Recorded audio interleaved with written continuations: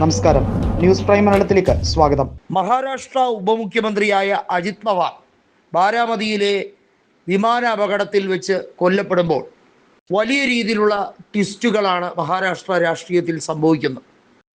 അദ്ദേഹത്തിൻ്റെ മരണം ഒരു അപ്രതീക്ഷിത സംഭവ വികാസം തന്നെയാണ്.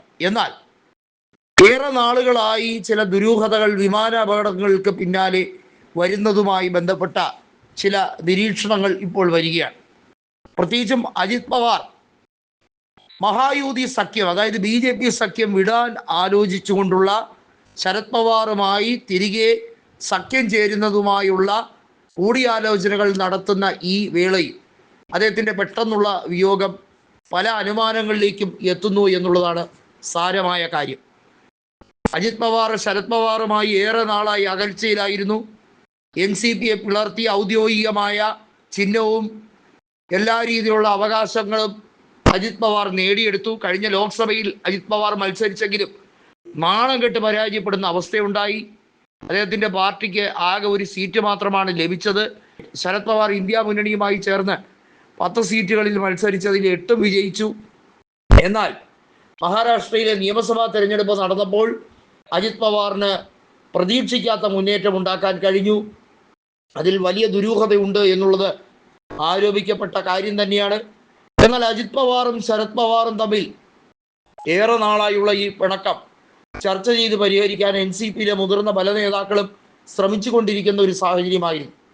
നമുക്കറിയാം, നവാബ് മാലിക് അടക്കമുള്ള NCPയുടെ നേതാക്കളെ BJP വലിയ തോതിൽ ആക്രമിക്കാൻ ശ്രമിച്ച കാര്യങ്ങളൊക്കെ നമുക്കറിയാം.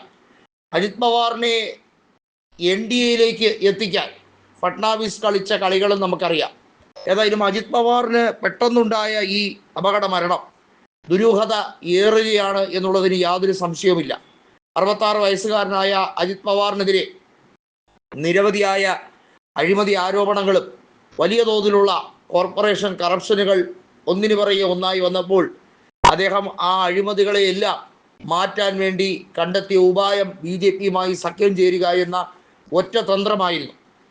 നമുക്കറിയാമല്ലോ, 2019 മഹാവികാസ് അഘാദി രൂപകൽപ്പന ചെയ്തപ്പോൾ ആ വികാസ് അഘാദി സഖ്യത്തിൻ്റെ ഉപമുഖ്യമന്ത്രിയായിരുന്നു, അന്ന് ഉദ്ധവ് താക്കറെ മുഖ്യമന്ത്രിയായിരുന്നപ്പോൾ അജിത് പവാർ ആയിരുന്നു ഉപമുഖ്യമന്ത്രി. അത്തരത്തിൽ ഏറെ കാലമായി ഉപമുഖ്യമന്ത്രി സ്ഥാനം നേടിയെടുത്തിരിക്കുകയാണ്. ഏക്നാഥ് ഷിൻഡെ ചൊടിപ്പിച്ചുകൊണ്ട് അജിത് പവാറിന് കൂടുതൽ സ്ഥാനമാനങ്ങൾ ഫട്നാവിസ് നൽകിയതും അജിത് പവാറിന് ഉപമുഖ്യമന്ത്രി സ്ഥാനത്തിന് ഉപരിയായി ധനകാര്യം പ്രധാനപ്പെട്ട പോർട്ട്ഫോളിയോകൾ കൊടുത്തതും പ്രശ്നങ്ങളായി മാറുന്ന ഒരു സാഹചര്യം ഉണ്ടായിരുന്നു. ഏകനാഥ് ഷിൻഡെയെയും ശിവസേന വിഭാഗത്തെയും ഏറെ ചൊടിപ്പിച്ച ഒരു കാര്യമായിരുന്നു. ഇതെല്ലാം വലിയ തോതിൽ ചർച്ച ചെയ്യപ്പെട്ട വിഷയമാണ്. ഏതായാലും അജിത് പവാറിൻ്റെ ഈ ആകസ്മിക മരണം അത് മഹാരാഷ്ട്രയിൽ മഹായൂതി സഖ്യത്തിന് ഷോക്കാണോ അതോ ഏതൊക്കെ രീതിയിലാണ് അതിനെ മാറ്റിയെടുക്കുന്നത് എന്നുള്ളത് നമ്മൾ ചർച്ച ചെയ്യപ്പെടുകയാണ്. മഹായൂതി സഖ്യത്തിനെ സംബന്ധിച്ചിടത്തോളം NCP വിട്ടുപോയാലും BJPയും ശിവസേനയുമുള്ള ഇപ്പോഴത്തെ രീതിക്ക് വലിയ മാറ്റമൊന്നും ഉണ്ടാകില്ല.